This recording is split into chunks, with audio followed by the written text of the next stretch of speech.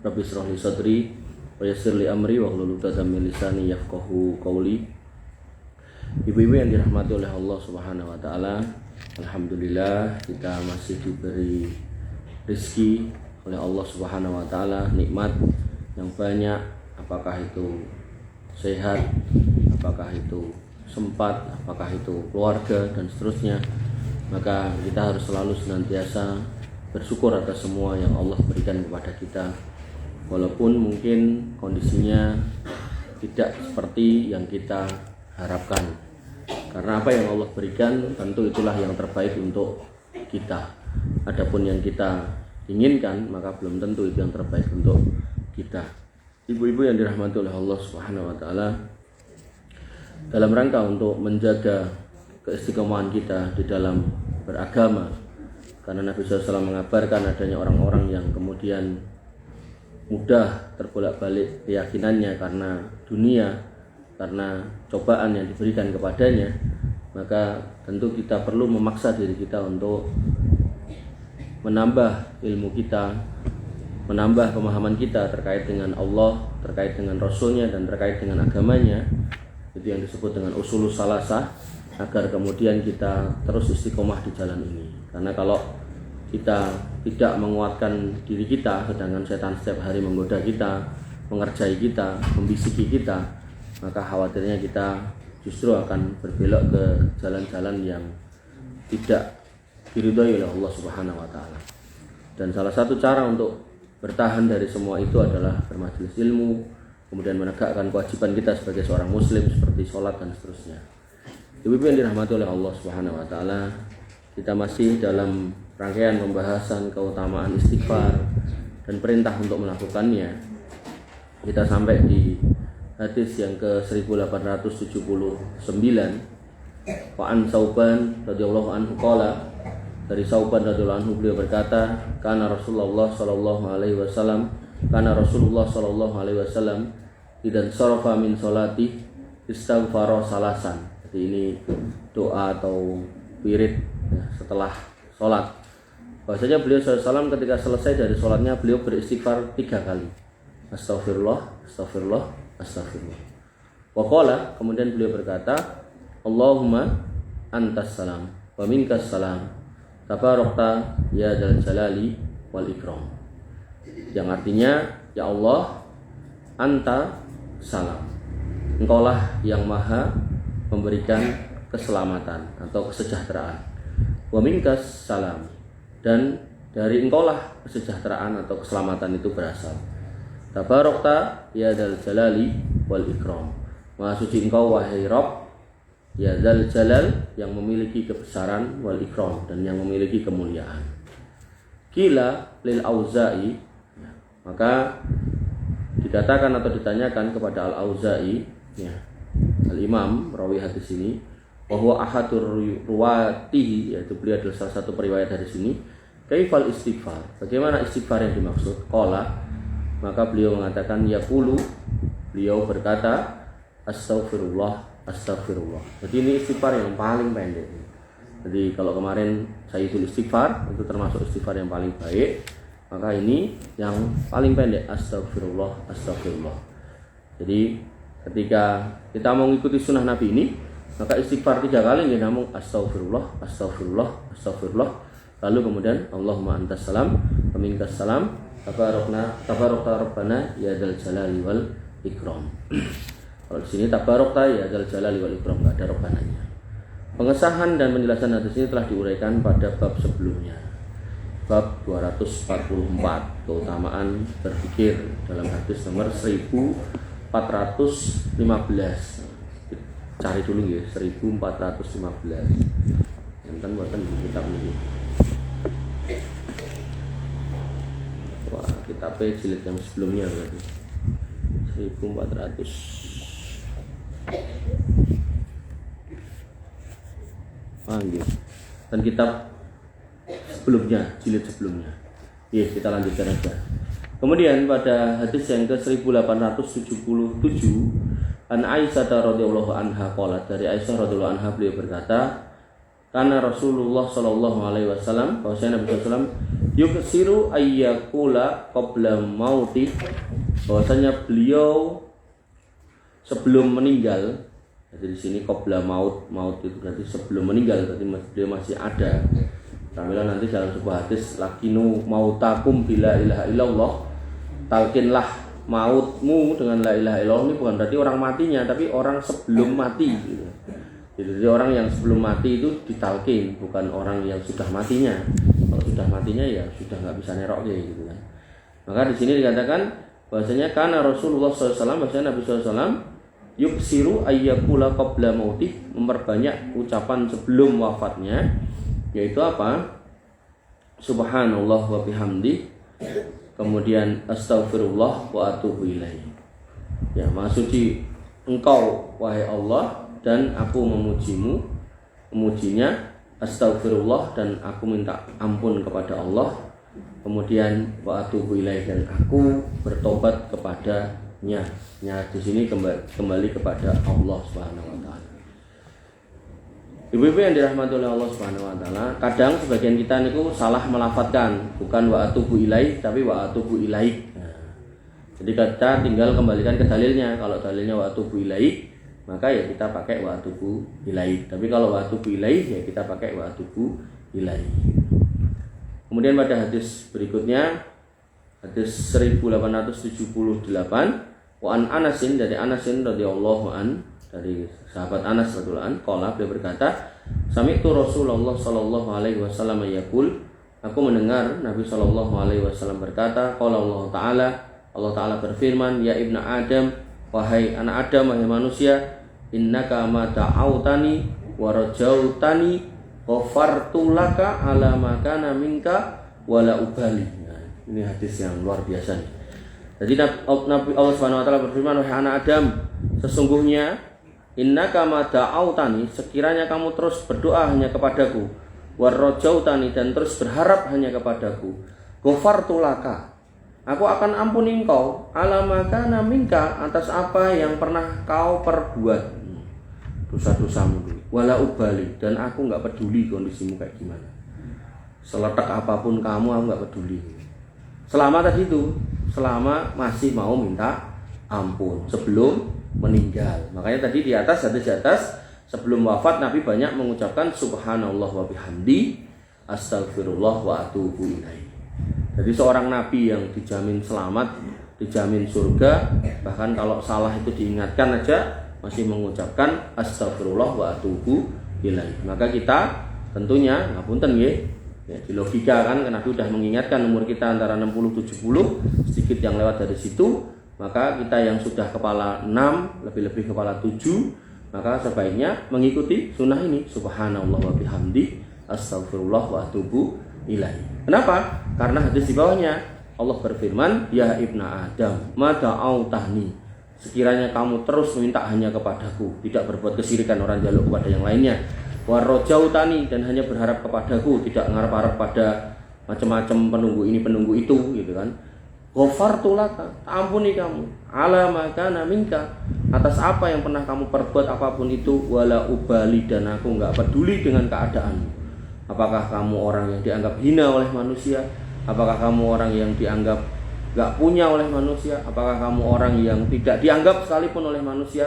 Maka aku enggak peduli. Apakah sampai di situ? Boten. Allah lanjutkan, ya ibna Adam, wahai anak Adam, menungso, lau balaghat dunubuka ananas sama, sekiranya dosamu itu jumlahnya seperti awan-awan di langit, summa istaghfartani, terus kamu hanya minta ampun kepadaku, ghafartu laka wala ubali, kowe tak ampuni tur aku yo ora gagas, sebanyak apapun, sehina apapun kamu.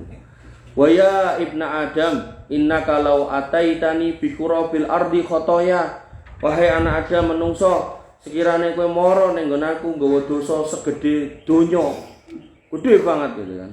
Summalakitani la tusriku bi syai'a, kemudian kamu dalam kondisi mendatangi aku itu tidak berbuat kesyirikan sama sekali, la ataituka bi qurabiha magfiratan, maka ampunan yang gedenya segede dosamu tak hadirkan untuk kamu.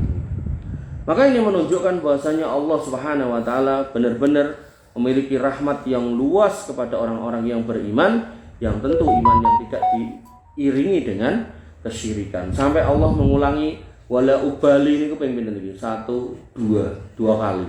Wala ubali, artinya aku ora peduli gitu kan. Jadi ngomong nggih, ngapunten, enten wong lanang nglamar wong wedok dikandani iki, cah wedok iki anu Mas, duwe sikil ning ra iso nggo mlaku, duwe tangan ning ra iso nggo jiko, duwe mata ning ra iso nggo nyawang, duwe kuping ning ra iso nggo krungu, terus sing ngomong wala ubali kula mboten peduli ya ngono lanang pripun iki. Wis pol to niku. Nah, terus sing mbok goleki apa Mas? Sing tak goleki nggih ngeten iki soalnya nek wong iso mlaku, iso mangan, iso ngomong, iso macam-macam gaene nglarani ati. Bapak Ibu yang dirahmati oleh Allah Subhanahu wa taala. Maka Allah enggak peduli dengan kondisi kita seperti apapun, ketika kemudian kita banyak dosa sebanyak apapun, selama kita kembali kepada Allah Subhanahu wa taala, Allah akan mendatangkan ampunan yang semisal dengan itu. Makanya setan berjanji, saya akan terus menggoda anak manusia selama nyawanya masih ada. Allah pun juga berjanji bahwasanya aku akan terus mengasih ampun kepada mereka selama mereka mau minta ampun. Jadi ampun kewalik-walik gitu loh. Wah, Gusti Allah kan Maha tahu. Jadi aku ora perlu istighfar, Gusti Allah nak ngerti nek kula butuh diampuni. Ampun nggih. Ya benar, Allah tuh Maha tahu, ngerti apa yang di dalam hati kita. Ning nggih mboten kemudian terus batin, tetap harus diucapkan, diutarakan, karena Allah itu suka atau senang atau cinta ketika hambanya mau meminta. Maka bahasanya yaitu da'autani, terucap bukan dibatin gitu kan. Ngoten nggih. Termasuk jenengan nek ngapunten duwe masalah, gadah hutang, Gusti Allah ngertos jenengan di masalah. Ning ampun kemudian duwe pikiran, aku ki ngerti nek Gusti Allah moho ngerti, makane ya wis tak batin wae engko lak Gusti Allah ngerteni. Ya niku klentu nggih. Jadi tetap harus diucapkan, harus tetap disampaikan, ya Allah hutang saya 10 miliar nyuwun tulung mang lunaske. Mboten napa-napa. Karena nek dibatin kemudian ora kelakon, ya akhirnya setan teko meneh lho, tenan to. Kowe ngiyakini nek Gusti Allahmu kuwi moho ngerti, ternyata mbok batin ora ngerti, berarti Gusti Allahmu enek ora. Nah, ngoten terus. Akhirnya mengke teko Gomolio nawari Indomie terus akhirnya melu gitu. Padahal butuhnya 10 miliar dijoli Indomie sekerdus apa ya tekan gitu. Oke. Ibu-ibu yang dirahmati oleh Allah Subhanahu wa taala, dan di sini disyaratkan apa? La tusriku bi syai'an. Pokoke niki kula nek ngajarke napa mawon, napa fikih, napa keluarga, napa hadis, napa mesti tak gereten mriku. Karena hidup seorang mukmin itu harus selalu berpondasikan ketauhidan wis. Jenengan aja ngomong ke parenting ya melayune ning tauhid. Jenengan ngomong ke salat melayune pak tauhid. Ngomong ke akidah saya melih. Ngomong ke sejarah ya tetap larine harus ke tauhid. Jadi hidup kita enggak boleh lepas dari itu. Karena begitu niku lepas, maka dosa-dosa di bawahnya niku kita gampang kan. Wong ada orang yang kemudian secara akidah insya Allah sudah aman terkendali, tapi ya godaan dunia macam-macam toh. Nah, kemudian ditukarlah semua hidayah yang dia punya dengan secuil dunia. Ditukarlah semuanya dengan kenikmatan dunia yang enggak seberapa gitu. Maka ini yang harus kemudian kita pahami, bahwasanya kita harus selalu lebih mengenal kepada Allah Subhanahu wa taala melalui ketauhidan yang lurus, dimulai dari kita singkirkan semua bentuk-bentuk kesyirikan baik yang ada di dalam rumah kita, keluarga kita, syukur-syukur masyarakat kita, sehingga disitulah kemudian Allah akan menghadirkan baldatun thayyibatun wa rabbun ghafur. Ibu-ibu yang dirahmati oleh Allah Subhanahu wa taala, kandungan hadis ini adalah bahwasannya ini menunjukkan luasnya rahmat Allah Subhanahu wa taala. Jadi manusia ini kujane kon ibadah ya mung sedina ping 5, kon poso setahun pisan, kon haji seumur hidup pisan, kon kurban setahun pisan, itu pun juga kalau mampu. Nek salat ya kalau melakukannya ya sesuai kemampuan, bisa berdiri, enggak bisa berdiri duduk, enggak bisa duduk berbaring gitu kan. Tapi Allah kemudian harusnya kemudian kita harus lebih banyak beribadah, tapi Allah cuma ngasih perintah segitu. Kadang kita malas-malesan, bahkan masih berbuat dosa, maka Allah tetap akan memberikan ampunan. Ini menunjukkan Allah itu luar biasa baiknya, luar biasa luas rahmatnya. Sehingga kalau kita nggak paham ini terus tetap menyanyiakan hidup kita, nah niku sia-sialah kita hidup di dunia. Dan kalau panjenengan mungkin pernah dengar dari saya atau yang lainnya gitu kan, satu hari di akhirat itu 1000 tahun di dunia. Maka kalau jenengan tahu di satu hadis Nabi mengatakan umur kita antara 60 sampai 70, maka 60 tahun di dunia niku hakikatnya kalau 1000 tahun di dunia itu cuma 1 hari di akhirat, maka 60 tahun di dunia ini sakjane mung 15 menit ten akhiratku. Artinya kalau kemudian kita dikasih umur dari 0 tahun, niku jane kita mau dikasih umur 15 menit sampai 60 tahun itu. Nah, berarti nek 60 dibagi 15, berarti setiap menitnya itu sama saja sekitar 4 tahun. Nah, saat ini Mbak Sri sudah berapa umurnya? 55, anggaplah 56 gitu kan. Berarti Mbak Sri ini umurnya nek dikonversi ke waktu ten akhirat sakjane mung gari sak menit. Mung gari sak menit gitu loh. Makanya tadi dikatakan Nabi itu menjelang mau wafat itu banyak mengatakan subhanallah wa bihamdi astagfirullah wa atubu ilaihi. Niku, jadi ke umur dari sak menit itu pokoknya piye lagi masak lagi ngopo subhanallah wa bihamdi astagfirullah wa atubu ilaihi. Yang penting mboten pas lagi siram napa lagi ten WC itu. Lagi masak, lagi nyapu, pokoknya banyak itu. Karena rahmat Allah ini yang kita harapkan, dan kita juga pernah bahas bahwasanya kita masuk surga bukan karena amal kita, tapi karena rahmat Allah. Nah, rahmat Allah yang luas ini ya harus kita minta. Makanya kadang kita pun diminta untuk mendoakan orang tua kita, tapi di situ juga ada permintaan untuk kita. Robbi firli wali walidayya warhamhuma kama rabbayani shaghira. Jadi ketika kita mendoakan orang tua ini juga orang yang beriman tentunya, orang Islam, maka kata Nabi mereka yang mendoakan saudaranya bidzohril ghaib, yang dia enggak tahu, mungkin karena orang tua kita sudah meninggal atau orang tua kita beda rumah gitu kan, maka doa itu akan kembali kepada diri kita. Jadi jangan sampai kita malas mendoakan orang tua kita, lah wis mati ke biyen mas aku malah sing saiki tuwa anakku lali ndongake gitu. Nah, maka ketika kita berharap doa dari anak kita mungkin nggih lupa, maka kita doakan orang tua kita, maka doa itu akan kembali ke kita. Dan di situ ada warhamhuma, dan rahmatilah mereka kama rabbayani shaghira, sebagaimana mereka dulu mengurusi saya waktu kecil. Dan ketika dikatakan di awal tadi Robbi firli menggunakan kata Robbi, Robun itu kalau konteksnya Allah itu adalah yang menciptakan, yang memberi rizki, yang memberikan semua kenikmatan, kemudian yang memberikan semua kebaikan, bahkan luas sekali nikmatnya itu, bahkan banyak sekali, sampai orang kafir pun juga diberikan kekayaan di dunia, padahal rahmat Allah di dunia itu cuma 1% dari 100%, sehingga yang 99 ini disimpan buat kita, maka kebayang toh saking banyaknya yang disimpan buat kita, maka kita berharap Allah yang Rob ini, itu nanti kemudian memberikan rahmatnya itu ke kita di akhirat gitu kan. Dan ketika kita mengucapkan ini kepada Allah, mendoakan kepada orang tua kita kama rabbayani shaghira, kita pun menggunakan kata Rabbun untuk orang tua kita, kama rabbayani shaghira, sebagaimana mereka dulu ngerumat kita waktu kecil. Nah, Rabbun yang digunakan di sini sebagaimana Rabbun yang digunakan untuk menyebut Allah, yaitu kasih sayang yang tidak ditransaksikan. Jadi Allah ketika memberikan hujan, Allah itu kemudian tidak berharap kita menyembah Allah itu, karena dengan kita menyembah Allah semuanya, ya Allah tetap akan memberikan hujan. Sebaliknya ketika kita nggak menyembah Allah, ya Allah tetap akan berbuat baik sama kita. Makanya kemaha besaran Allah itu nggak ada kaitannya dengan peribadatan manusia. Allah tetap mulia di tempatnya sana, Allah tetap mulia di makomnya sana, walaupun manusia itu ibadah semuanya atau tidak semuanya. Sebaliknya ketika manusia juga nggak ada yang mau menyembahnya, Allah tetap mulia. Jadi tidak berkurang kemuliaannya sedikit pun.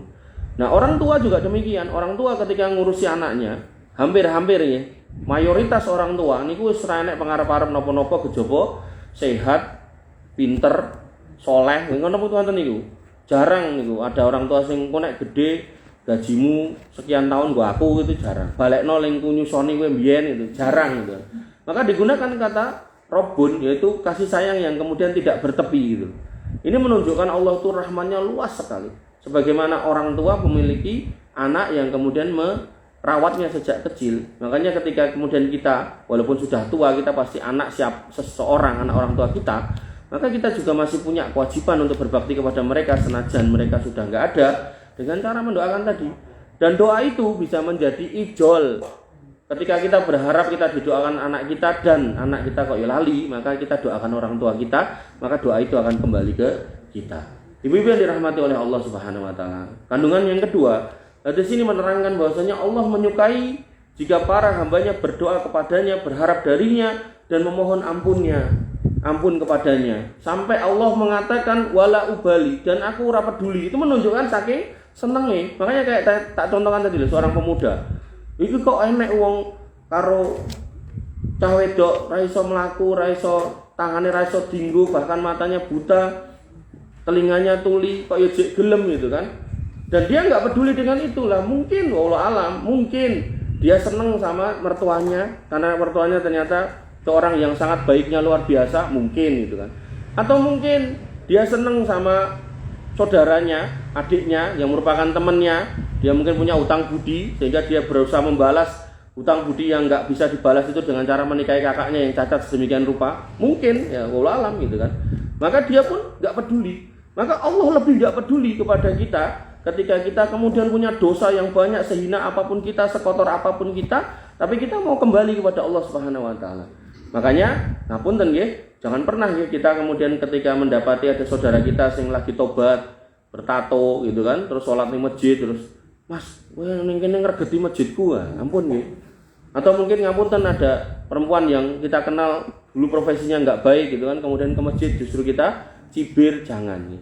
Kalau perlu dirangkul, dikasih tanggung jawab, mungkin ngurusi bagian apa gitu kan, agar kemudian dia makin paham ternyata di masjid itu ada keluarganya. Jangan sampai dia di masyarakat sudah dikucilkan, di keluarganya dikucilkan, arep ning masjid goleki Gusti ne wae dadak yo dikucilkan. Jangan sampai. Kemudian yang ketiga, beriman kepada Allah Subhanahu wa taala adalah syarat diampuninya dosa. Sesungguhnya Allah tidak akan mengampuni dosa syirik dan tidak mengampuni orang yang menyekutukannya. Makanya tadi Allah mengatakan, dosamu sebanyak apapun bakal tak tututi dengan ampunan segede itu dengan syarat tidak berbuat kesyirikan ketika menghadap aku. Ini menunjukkan bahwasannya kita harus selalu senantiasa minta ampun kepada Allah Subhanahu wa taala. Wabil khusus ketika kita pernah terlibat dalam kesyirikan itu kita tinggalkan. Yang punya susuk gendang dicopot, yang punya jimat-jimat gendang dicopot, yang punya penganggon yang sifatnya ada khodam-khodamnya gendang dibuang, dimusnahkan, yang menyimpan raja-raja segera disobek-sobek, yang nyimpen macam-macam di pengeret rumah itu segera diturunkan. Gak ada kebaikan pada itu semua, mboten enten. Saestu mboten enten. Dan itu menyebabkan sakaratul susah, meskipun kalau mati ning kuburan didadak untuk siksa sing luar biasa, bahkan di akhirat bisa-bisa dosanya enggak diampunkan karena itu termasuk kesyirikan yang besar. Ibu-ibu yang dirahmati oleh Allah Subhanahu wa taala, yang keempat, apabila hamba tersebut bertaubat dengan penuh ketulusan, niscaya Allah Subhanahu wa taala akan mengampuni walaupun dosanya mencapai seisi bumi, walaupun dosanya sundul langit sampai okeh koyo awan-awan di langit, maka Allah Subhanahu wa taala tetap akan memberikan ampunan yang seluas-luasnya kepada mereka yang mau minta ampun. Ibu-ibu yang dirahmati oleh Allah Subhanahu wa taala, kita masuk ke hadis berikutnya, hadis 1879. Wa an Ibnu Umar, dari Ibnu Umar radhiyallahu anhuma, anna Nabiyya sallallahu alaihi wasallam, bahwasanya Nabi sallallahu alaihi wasallam bersabda, ya ma'saron nisa. Nah, niki spesial jenengan. Saya nunjuk saya.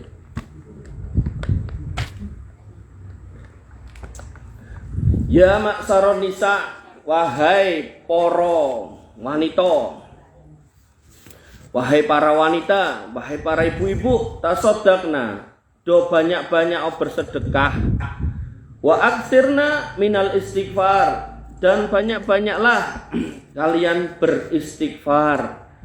Fa ini, nah ini barang gaib, nah, perlu dalil. Kata Nabi apa?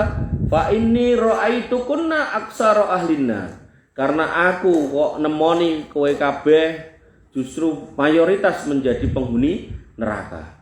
Artinya gini, rasio laki-laki dan perempuan, ya dari rasio itu penghuni neraka kok maksimal atau banyaknya perempuan. Nah, apakah itu kita? Mudah-mudahan jangan. Tapi ini clue-nya apa? Kisi-kisinya. Nah, qalat imra'atun minhunna. Ada seorang wanita di antara para wanita itu kemudian bertanya, malana aksara ahlinar, pripun Kanjeng Nabi kok kami bisa menjadi mayoritas penghuni neraka. Pokoknya nggak ngomongin neraka surga ini barang kok butuh dalil. Jadi nek wong ngawur ngomongin surga neraka hati-hati. Nek jelas ngawur jenengan yakin omongane salah niku pisan mawon diundang ora usah diken teko mele gitu. Nanti enten mbah tuwa krempeng gondrong brengose nanti nutupi lambene ngomong aku siap menjadi penjaga gawang neraka untuk kalian itu. Oh, buat awake krempeng gitu kan jaga gawang bale-bale kena bale geblak nih ngomongnya gawang neraka tambah ra karo-karuan. Iku jelas ngapusi gitu. Oke, jadi ampun gumunan kalih wong ngoten niku. Kemudian kata Nabi SAW, tuksirnal lakna wa takfurnal asiro. Kalian itu banyak melaknat. Okeh ngeloke, okeh mace, okeh nyondro wong. Angger wong lewat, kae lho wong kae ngene. Nek wong rodok lemuneh lewat kae delok bokonge kae lek gedhe sebelah. Nek wong lakune ra jejeg kae sikile ngono kuwi mergo ngene ngono. Nek wong macam-macam wong lewat itu mesti dilokke. Enten mawon nunen-nunen. Sampai enten kiai ngomong angger ibu-ibu ki angger rewangan gitu kan. Kudune ndeplok lombok irung lembut malah tanggane pitu wis lembut gitu. Artinya hal-hal seperti ini harus kita koreksi nggih Bu. Kita harus kemudian menghayati perkataan Nabi SAW. Nabi pernah bersabda, "Mangkana yu'minu billah wal yaumil akhir." Sinten ingkang nyoto imane dumateng Gusti Allah kalih percaya nek hari akhir niku bakal kedadosan, falyakul khairon au liyasmut. Ngendikan niku sing sae-sae, nek mboten saged ngendikan sing sae, mang mingkem. Mang jumeneng niku. Jadi Nabi sampai mengatakan seperti itu. Jadi kalau pada akhirnya kita harus ngomongnya yang baik. Kalau nggak bisa maka diam. Lah kenapa?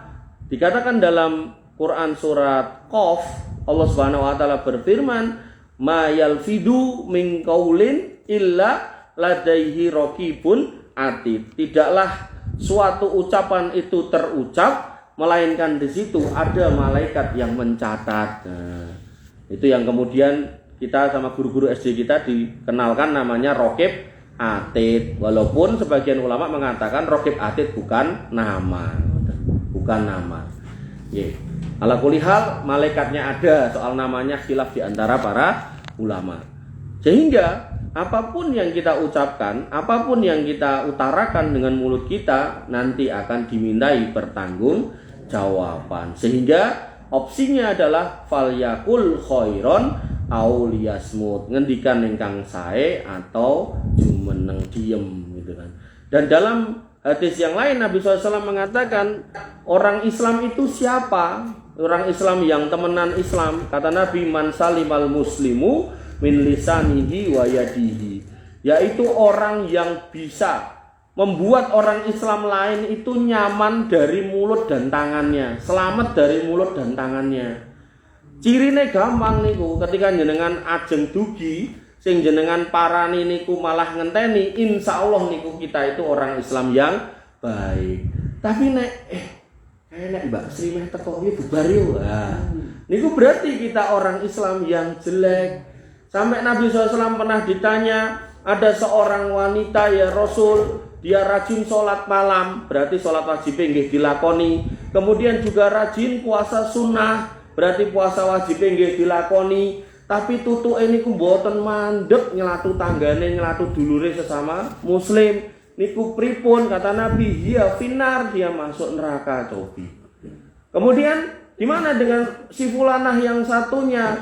Dia hanya sholat wajib dan puasanya juga puasa wajib, tapi mulutnya tidak pernah menyakiti orang lain. Kata Nabi, dia fil jannah, dia masuk surga. Oleh karena itu maka yang harus kita pahami ya pentingnya menjaga mulut ini. Dan tuksirna lakna ini bagian dari perbuatan si mulut, nyelatu. Kemudian waktafurnal asiro niki nggih mulut meleh. Waktafurnal asiro niku adalah mengingkari nafkah dari suami gitu. Sehingga ketika kita punya suami, kita bisa petakan petakan ngeten. Bener misal kebutuhan kita sebulan ki 15 juta. Tapi kan ketika kita dulu menikah sama beliau, kita ngerti profesinya ini adalah ngapunten, profesinya adalah seorang PNS yang ternyata gajinya cuma 5 juta, loh berarti kurang 10 juta. Nah harusnya jenengan terima 5 juta itu, kemudian jenengan sama garwo itu diskusi, Mas, anaknya kita ini kan ada pitu Mas, ya, kebutuhan itu sebulan ini 15 juta, gajimu mau 5 juta, cik kurang 10 juta. Nah kira-kira kita duwe usaha atau sampingan apa meneh Mas, ben iso nutup kekurangannya. Itu yang harusnya terjadi di rumah tangga. Jangan kemudian langsung iki mau gajimu mau semene, kebutuhannya semono, apa kowe ra mudeng ra iso nyawang. Nah, kalau udah sampai di level itu maka masuk dalam kategori takfurnal asiro. Padahal dia juga berangkat kerja, dia nggak punya kesenangan apa-apa yang dia kerjakan, dia mencarikan nafkah keluarga.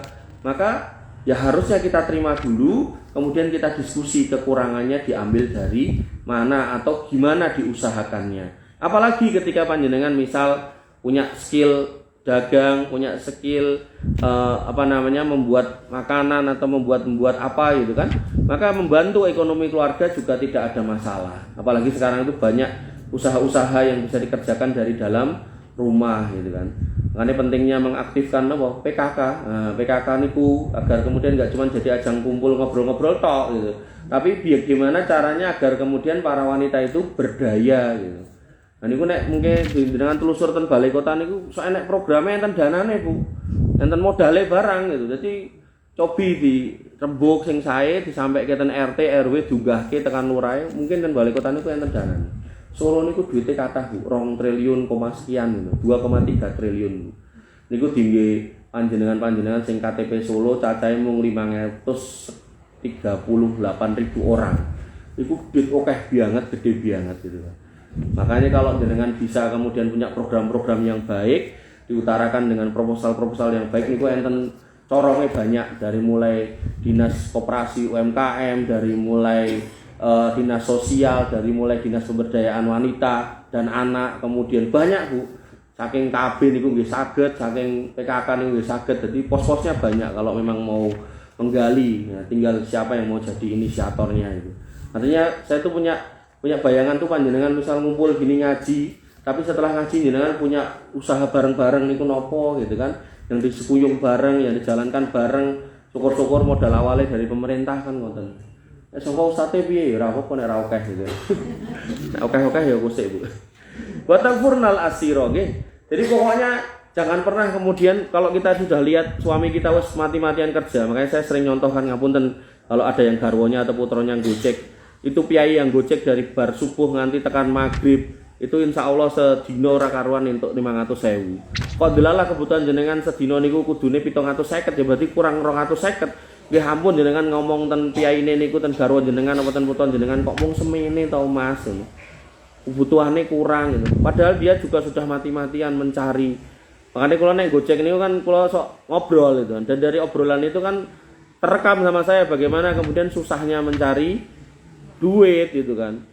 Belum lagi persaingan sesama Gojeknya sing warnane padha, sik persaingan dengan warna sing beda, sik kemudian nanti persaingan karo sing motore luwih apik ya. Wis entuk orderan barang teko motore elek di cancel. Enten ngoten niku. Nah, maka hal-hal seperti ini yang harus kita pahami ketika suami kita, pasangan kita, anak laki-laki kita sudah berjuang, benar-benar berjuang orang di kesenangan sing elek-elek, maka insya Allah dia sudah bagus, sudah baik. Nah, tinggal kemudian kita gunakan akal pikiran kita untuk mendukung supaya dia kemudian menghasilkan yang lebih baik atau mungkin lebih banyak sesuai dengan kebutuhannya. Wallahu ta'ala. Kemudian mara'aitu min naqisati aqlin wa dinin aghlaba lidhi lubbin minkun. Dan aku, kata Nabi SAW, tidak pernah atau belum pernah melihat orang yang akal dan agamanya kurang yang dapat mengalahkan laki-laki yang mempunyai akal daripada kalian. Jadi berdasarkan nas, ya ngapunten, akal wanita itu disebut kurang daripada laki-laki. Bukan berarti ini merendahkan, bukan. Kenapa kok dikatakan kurang? Karena dalam kalimat berikutnya dikatakan wanita itu bertanya, manuksonul akal waddin. Qala, kata Nabi, sahadatul imra'ataini bisahadati rajulin. Persaksian dua orang perempuan setara dengan satu orang laki-laki. Jadi nanti dalam bab ngapunten, dalam bab perzinahan itu ketika suatu hukum perzinahan rajam mau ditegakkan atau cambuk 100 kali mau ditegakkan, harus saksi 4 orang laki-laki yang melihat. Kalau kemudian 4 ini nggak ada, kurang 1, maka bisa digantikan 2 orang perempuan. Jadi saksinya ngoten niku. Termasuk jenengan kalau mau bikin akad di notaris nih kok. Notarisnya kan sok nekake saksi dari karyawannya. Nah, nek jenengan pengen akad itu sah secara hukum formal dan hukum negara, maka jenengan minta saksinya 2 orang laki-laki. Kalau dia ngasih saksinya adalah perempuan, maka jenengan minta ping lorone. Jadi kalau wedok dikasih harusnya 4 gitu kan. Oh, kalau kemudian ada laki-laki dan perempuan, ya laki-laki 1, perempuan 2, berarti 3. Ben sah secara hukum positif dan hukum agama. Nah, yang menarik di sini dikatakan bahwasanya kekurangan akalnya di situ. Kemudian kekurangan agamanya apa? Watam kusul ayyama la tusolli, dan kalian itu berdiam selama beberapa hari tidak sholat karena mengalami menstruasi. Nanti ada juga yang mengalami nifas gitu kan. Nah, kekurangan yang dimaksud niku, jadi bukan berarti ngapunten, wudu ngoten boten gitu kan. Jadi kekurangan akalnya itu lebih ke arah persaksian. Kenapa persaksiannya wanita itu kok 2 kalinya perempuan laki-laki? Karena wanita itu nek kan jadi saksi kerep-kerepe pakai perasaan. Jadi kon nyekseni anake bersalah ngono ya jenenge mbok ya tetep bela gitu loh. Ngoten niku maksudnya. Jadi bukan soal napa akale otake itu lebih bodoh boten. Ngoten nggih.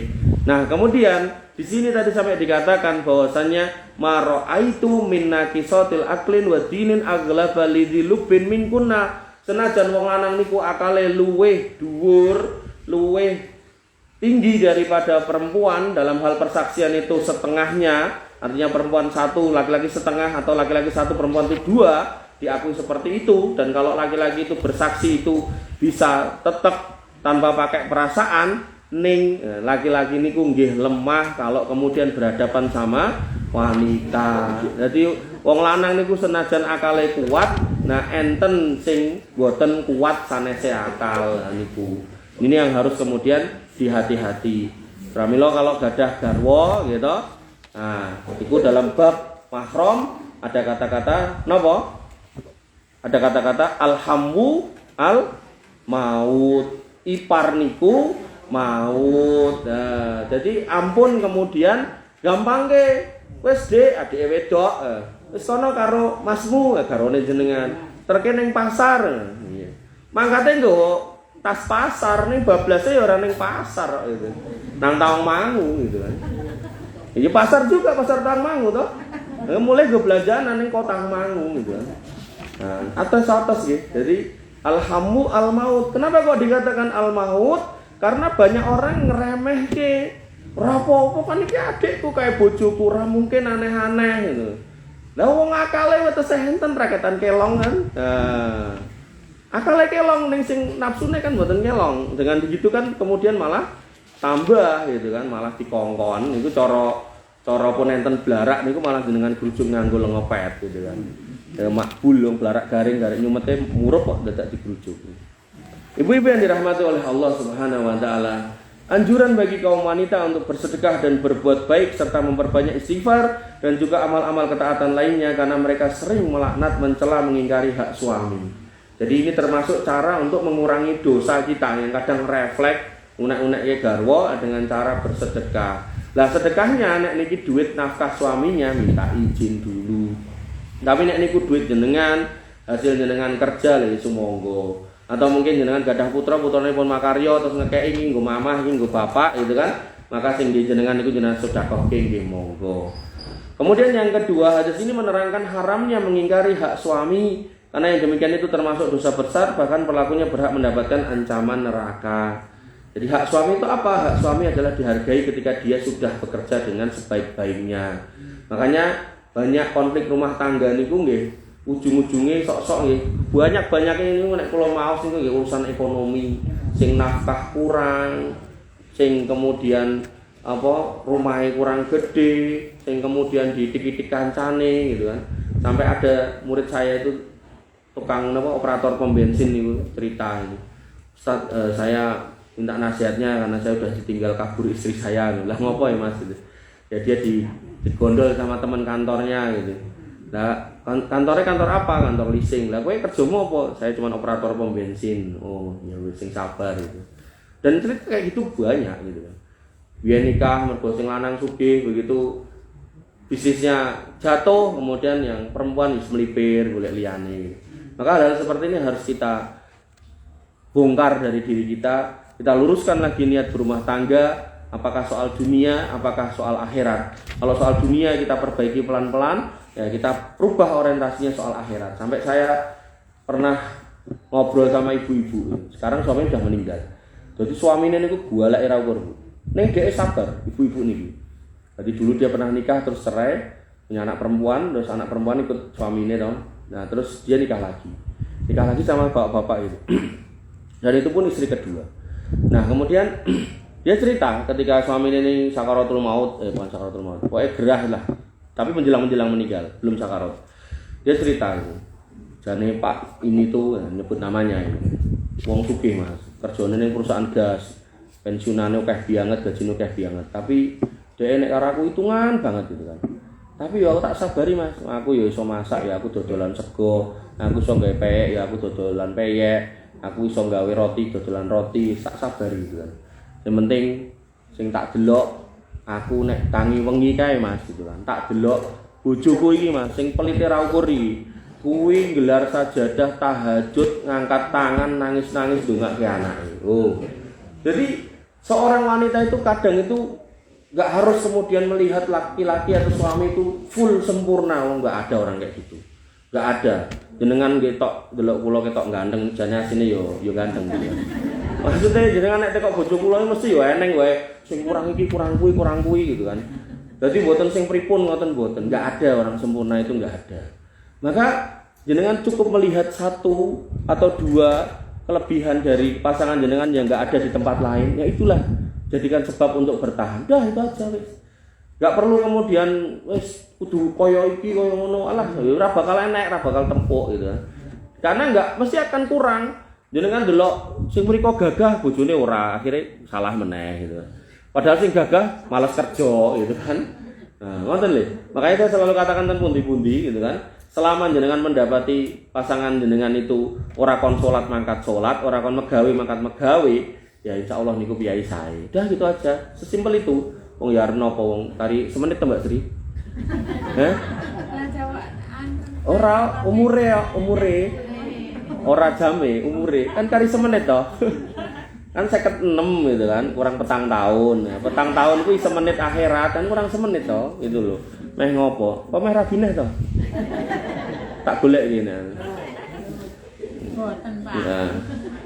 Sehingga disebutkan bahwasanya perbuatan sebagian manusia untuk mengkufuri nikmat dari suaminya itu adalah bagian dari orang-orang yang kurang bersyukur. Dan nasihat Rasulullah SAW kepada wanita, ini jadi penjelasan ini dari Syekh Salim bin Id al-Hilali. Nasihat Rasulullah SAW kepada kaum wanita menunjukkan bahwa Islam memberikan perhatian besar terhadap mereka. Jadi kemudian ada orang-orang kafir mengatakan Islam kira peduli karo wong wedok, itu ngawur. Islam itu peduli, sampai kemudian mengingatkan hati-hati lo, dari omonganmu, dari laknatmu bisa menyebabkan kamu ke neraka. Hati-hati lo. Niku nek ngomong ke akhirat. Dan kalau ini benar-benar dilakukan di dunia, faktanya banyak kasus bubar perceraian tuh ya ini loh Bu. Goro-goro niki loh Bu. Nek kita mau merenung, kita mau berpikir nu, niki sak durunge ngomong akhirat ten mriko lho. Ten mriko genah enten ancamane kan. Nek ten donya niki banyak menyebabkan rumah tangga niku ruwet gitu. Ujung-ujung nggih niki asine gitu. Ya. Kemudian dianjurkan bagi kita untuk memberikan nasihat kepada penguasa, pemimpin wilayah, tokoh masyarakat untuk memperhatikan serta mengingatkan mereka supaya mewaspadai perbuatan-perbuatan maksiat yang hal-hal yang bertentangan dengan agama serta mendorong mereka untuk mengerjakan amal-amal kebajikan dan ketaatan. Jadi niki seorang pemimpin itu harus kemudian menasihati warganya agar kemudian saling akur dan seterusnya. Termasuk warga juga harus dinasihati untuk kemudian bersama dengan pemimpinnya saling tolong-menolong, gotong royong dalam kebaikan. Makanya tadi yang saya sarankan tadi melalui PKK dengan rumuskan, dengan totos demikian rupa, sampaikan ke kelurahan naik ke kecamatan gitu kan, nanti naik ke itu namanya balai kota. Insya Allah itu ada dananya, banyak Bu, banyak. Nah, malah kadang itu nek usulan dari bawah itu kadang malah pose ora cetha gitu, terus dadi apa ora cetha gitu. Tuh dadi napa paling-paling tugu PKK engko tahun ngarep dibongkar meneh, digawe meneh gitu kan. Mboten patek guna. Kemudian yang ketujuh, boleh meminta penjelasan kepada ulama mengenai apa yang telah dikatakan apabila hal itu belum jelas. Di sini tadi kan dikatakan kalian banyak menghuni neraka. Seorang wanita kemudian bertanya, kenapa ya Rasul? Maka fas'alu ahla dzikri in kuntum la ta'lamun. Tanyalah kepada ahli zikir, kepada orang yang berilmu ketika jenengan enggak tahu. Tadi malam saya ngisi kajian tentang apa niku? Tentang berkahnya orang tua atau orang tua yang berkah gitu kan. Nah, itu ada bapak-bapak yang bertanya, dan rampung kemudian tanya gitu. Gimana? Apakah yang dimaksud orang tua ini orang tua kandung apa juga termasuk mertua gitu? Ya saya jawab, kalau kemudian saya katakan cuman orang tua atau mertua kudu dicueki, nah terus sopo sing ngurusi mertuanya? Orang tuanya ini loh. Sampai ada seorang anak wanita yang kemudian datang ke saya ketika saya kritik karena orang tuanya ibunya yang tinggal sebatang kara diurusi gitu. Dia datang ke saya dan protes ngomong, "Loh Mas, bukankah saya harus berbakti sama suami saya bukan kepada ibu saya? Artinya lebih dulu kepada suami saya bukan kepada ibu saya gitu." Maka saya katakan, "Kuwi bener. Nek ibumu duwe anak lanang, tapi ibumu ki anake 5 wedok kabeh. Nek kabeh dhe pendapat ngono, terus sing ngurusi mbokmu sapa gitu kan." Makanya saya selalu contohkan atau selalu coba berikan penggambaran ketika jenengan mau mengambil mantu laki-laki mobil khusus, maka perhatikan akhlaknya sebagaimana Nabi SAW mengatakan, idza ja'atkum man tardawna dinahu wa khuluquhu fazawwijuhu. Kalau kamu meridhoi seorang laki-laki yang datang kepadamu dari sisi agama dan akhlaknya, maka nikahkan anakmu dengan wanita laki-laki ini. Nah, akhlak ini akhlak di rumah dan akhlak di luar. Akhlak di rumah, bagaimana perlakuan dia kepada orang tuanya? Nah, dia perlakuan kepada orang tuanya baik, insya Allah kepada mertuanya akan baik. Tapi nek karo wong tuane enggak baik, insya Allah kepada mertuane saya enggak baik. Itu udah rumusku. Maka kita lihat mereka-mereka yang seperti itu, nah, maka kepada mertua juga kurang baik. Artinya gini, nek saya duwe anak wedok, ya saya jangan punya anak wedok 2 gitu. Itu nek misal saya duwe mantu ora gelem gatekke mertuane gitu kan. Ya dari awal aku yo nek misal bisa balik mengulang waktu, ya megah gitu nikahke anak saya sama laki-laki kayak gitu. Makanya saya nggak pernah mempertentangkan antara mertua dan orang tua. Artinya itu bagian dari 2 orang tua yang harus disikapi dengan baik. Soal kemudian didahulukan orang tua, iya dari mertua. Tapi bukan berarti kita kemudian meninggalkan mertua. Bukan Pak mbokmu urusono mboten nggih. Dan nanti kalau di depan saya ini laki-laki, saya akan katakan dengan kalimat yang beda. Maka tunjukkan sikap jenengan yang baik kepada mertua, maka insya Allah istri akan berbuat yang baik juga kepada orang tua kita. Ngoten, ini kan mboten enten piantun jaler niki. Maka kalimatnya yang ngoten niku. Kemudian dikatakan di sini, kalau nggak jelas silakan minta penjelasan dalam pelajaran agama.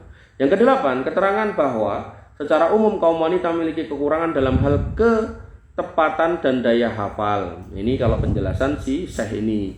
Kalau yang saya maksud tadi adalah lebih kepada ada versi lain, yaitu maksudnya kurang akal itu karena dalam persaksian itu mereka selalu menggunakan perasaan. Makanya secara fikih hakim wanita itu mboten angsal karena mereka nanti mesti terbawa perasaan. Kemudian yang ke-9, akal dapat berkurang dan dapat bertambah, demikian pula agama dan iman. Ini akidah kalau ini. Nah, akal bisa bertambah dengan berilmu, berkurang dengan enggak belajar. Nek wong Jawa niku nenu-nene kowe nek ra sinau bodoh akhirnya utekmu ketul lah ngoten niku lho. Bahasa-bahasa ngoten niku kan sami. Kemudian yang ke-10, wanita memiliki kepekaan emosional yang amat tinggi lah, tadi tak bilang tadi. Karena itu biasanya wanita lebih banyak menggunakan perasaan daripada akalnya. Ini yang menyebabkan mereka kurang akal. Ibu-ibu yang dirahmati oleh Allah Subhanahu wa taala, niki materi kita sudah selesai bab yang ke-371. 2 bab terakhir dari kitab Riyadhus Shalihin. Wah, jam 5 lah Pak. Ini dari yang sempat kula waos sih, bener apa nggih Bu? Insyaallah minggu yang akan datang kalau Allah memberikan umur yang panjang. Ibu yang dirahmati oleh Allah Subhanahu wa taala, apabila sikap semanten materi yang bisa kita sampaikan, kurang lebihnya saya mohon maaf. Alafu minkum. Subhanakallahumma bihamdika asyhadu an la ilaha illa anta astaghfiruka wa atubu ilaik. Assalamualaikum warahmatullahi wabarakatuh.